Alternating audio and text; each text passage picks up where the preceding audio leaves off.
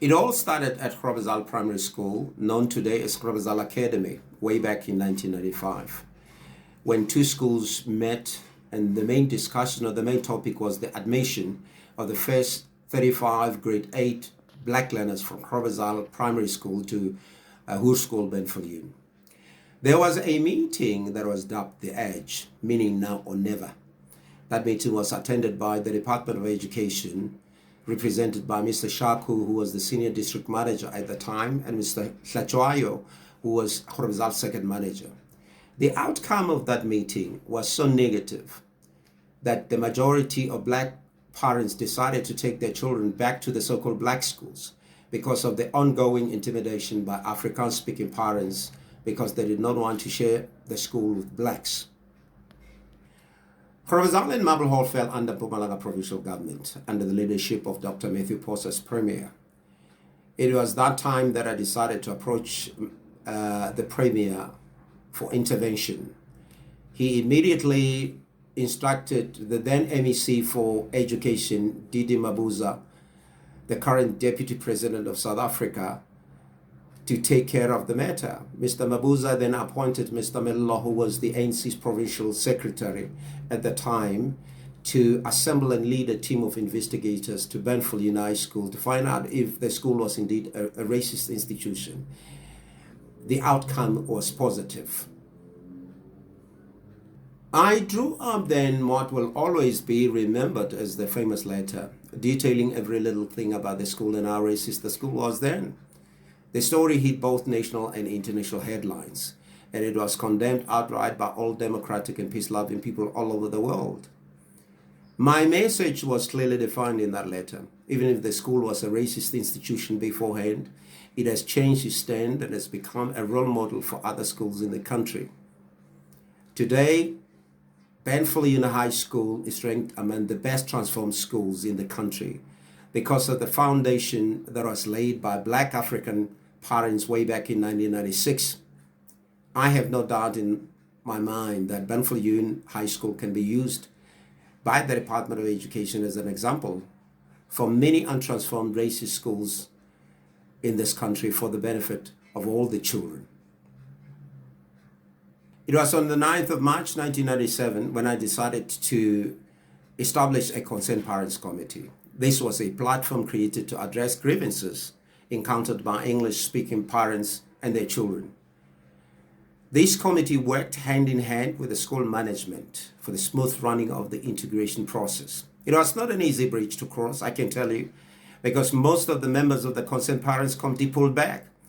But I'm proud and I'm happy to say that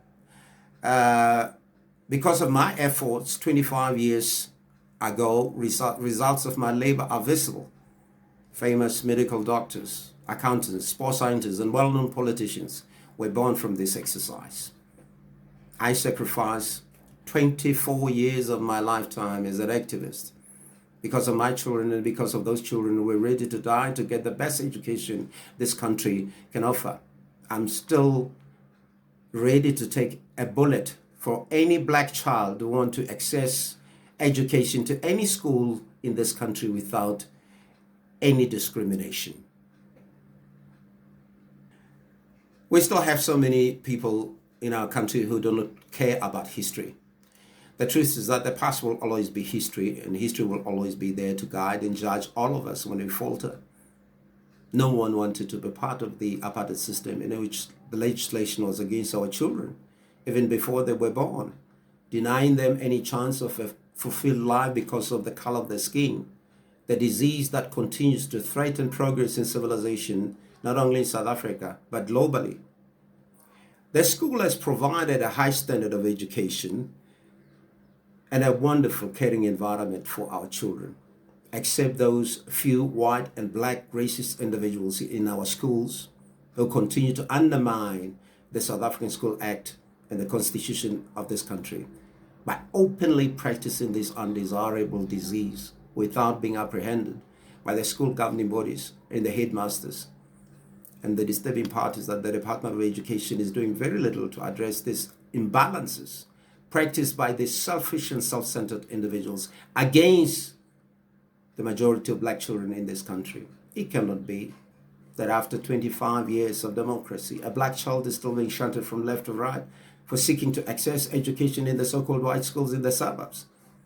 It cannot be that after 25 years of democracy, some circuit managers and district directors continue to misquote the South African School Act for their own benefit and for the benefit of these racist schools.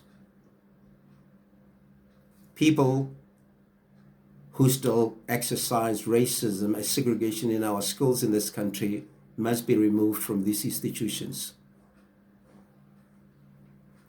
It was a collective effort.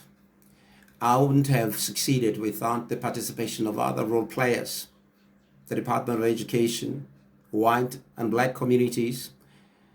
Media played a very, very important role in making sure that whatever we were talking, whatever we were doing at that time was published, not only nationally, but globally. The success of this institution depended on effective partnership that was based on 6 basic principles: mutual trust and respect, common vision, teamwork, shared goals in decision making, respecting the roles that was played by other role players, teamwork. That is very important. The success of every institution, the success of every school in this country must depend on those 6 basic principles.